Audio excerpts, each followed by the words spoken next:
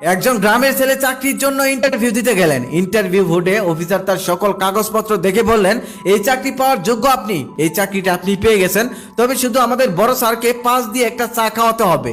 তখন লোকটা তার পকেট থেকে 10 টাকা বের করে দিয়ে বলল, স্যার বড় স্যারের সাথে আপনি একটা চা খেয়ে নিন। তখন লোকটা হাসতে হাসতে বলল, ভাই এটা 5 টাকার চা না, এটা 5 লক্ষ টাকার চা।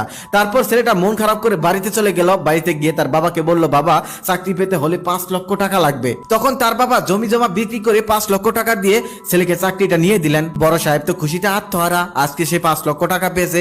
সে তাড়াতাড়ি বাসায় চলে গেল, কারণ আজকে তার ছেলের জন্মদিন। তারপর সে বাড়িতে গিয়ে একটা 5 লক্ষ টাকার মোটর সাইকেলের চাবি তার হাতে দিয়ে বলল, বাবা হ্যাপি বার্থডে টু ইউ। তখন তার ছেলে তাকে জড়িয়ে ধরে বলল, বাবা তুমি আমার পৃথিবীর শ্রেষ্ঠ বাবা। ছেলেটা অনেক খুশি হয়ে মোটর সাইকেলটা নিয়ে রাস্তায় চলে গেল। সে রাস্তায় গিয়ে 80 কিলোমিটার বেগে টানতে লাগলো। হঠাৎ একটি গাড়ি এসে তাকে বাজিয়ে দিল, নিয়ে গেল হসপিটালে যাওয়ার পর ডক্টর বলতেছে ওকে একটা অপারেশন করতে হবে, অপারেশন করতে লাগবে 10 লক্ষ টাকা। এটা শুনে তার বাবা পাগল হয়ে গেল। তারপর তার মেয়ের বিয়ে দেওয়ার জন্য যে টাকাটা রেখেছিল সেই টাকাগুলো দিয়ে তার অপারেশন করালো। ডক্টর তো সেদিন মহা খুশি, কারণ 2 লক্ষ টাকার অপারেশন 10 লক্ষ টাকায় করিয়েছে। তারপর সে খুশিতে বাড়িতে গেল। বাড়িতে যাওয়ার পর শুনতে পেল তার মেয়েকে কিডন্যাপ করা হয়েছে। কিডন্যাপাররা তার মুক্তিপণ চেয়েছে 15 লক্ষ টাকা। তখন ডক্টর সেই 10 লক্ষ আর 5 লক্ষ টাকা নিজের ক্যাশ থেকে সেই মেয়েকে ছাড়িয়ে আনলো। তার কিছুক্ষণ পর সেই কিডন্যাপার গুলোকে ধরলো পুলিশ ধরে তাদের সমস্ত টাকা নিয়ে তাদেরকে জেলে ভরে দিল। পুলিশ সেই টাকাগুলো সরকারি খাতে জমা না দিয়ে নিজের বাড়িতে রেখে দিল। তার কিছুদিন পর এই ঘটনা ফাঁস হয়ে গেল। তারপর পুলিশকে সাসপেন্ড করা হলো আর পুলিশের সমস্ত সম্পত্তি সরকারি কোষাগারে জমা দিয়ে দেওয়া হলো। তারপরের দিন তার স্ত্রী, যে মেয়েটাকে সে বিয়ে করেছিল, সে ছিল বড় লোকের মেয়ে। তার পুলিশের চাকরি আর ধন সম্পদ দেখে মেয়েটা তাকে বিয়ে করেছিল। যখন তার চাকরিও নেই, সম্পদও নেই, তখন সেই মেয়েটাও তাকে ছেড়ে চলে গেল। এখন লোকটা নিঃস্ব হয়ে পড়লো। সে রাস্তায় ঘুরতে লাগলো। এক মসজিদে গিয়ে রাত কাটালো। সেই মসজিদের হুজুর তার জীবন কাহিনী জিজ্ঞেস করলো আর সে সবকিছু খুলে বলল। তারপর হুজুর তাকে বলল, আপনি নামাজ পড়ুন, আপনি আল্লাহর কাজ করুন, আল্লাহ আপনাকে একসময় ঠিকই মাফ করে দিবে। তারপর সে নামাজ পড়তে লাগলো, একদম 5 ওয়াক্ত নামাজ পড়া শুরু করলো। তারপর সে ইমানদার লোক হয়ে গেল। কিছুদিন পর সে একটা প্রাইভেট কোম্পানিতে চাকরি নিল, বেতন হলো 15,000 টাকা। তারপর সে ওই টাকা দিয়ে চলতে লাগলো আর নামাজ পড়তে লাগলো, আল্লাহর কাজ করতে লাগলো। এভাবে কিছুদিন যাওয়ার পর সে হুজুরের কাছে আসলো। হুজুর কাছে আসার পর হুজুর তাকে জিজ্ঞেস করলো, এখন আপনার দিনকাল কেমন চলতেছে? তখন লোকটা বলেন, যখন আমি অবৈধ পথে মাসে 10 লক্ষ টাকা ইনকাম করতাম, তখন আমি এসি রুমে শান্তিতে ঘুমাতে পারতাম না।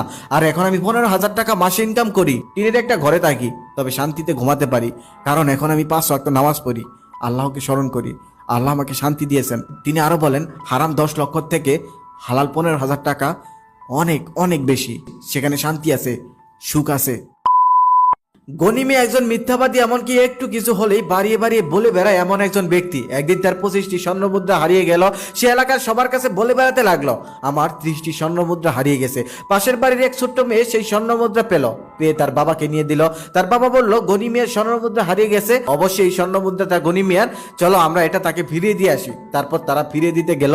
তারপর গনি মিয়া স্বর্ণমুদ্রা গুনে বলল, এখানে তো 25টি, আমার হারিয়েছে 30টি, নিশ্চয়ই তোমরা 5টি মেরে দিয়েছ। তখন লোকটা বলতেছে, আমার মেয়ে 25টাই পেয়েছে আর আমরা তোমাকে 25টাই ফিরে দিয়েছি। কিন্তু লোকটা এটা মানতে নারাজ। তারপর লোকটা রাজার কাছে বিচার নিয়ে গেল। রাজা বিচার করতেছে। রাজা গনি মিয়াকে জিজ্ঞেস করলো, আপনার কয়টা স্বর্ণমুদ্রা হারিয়েছে?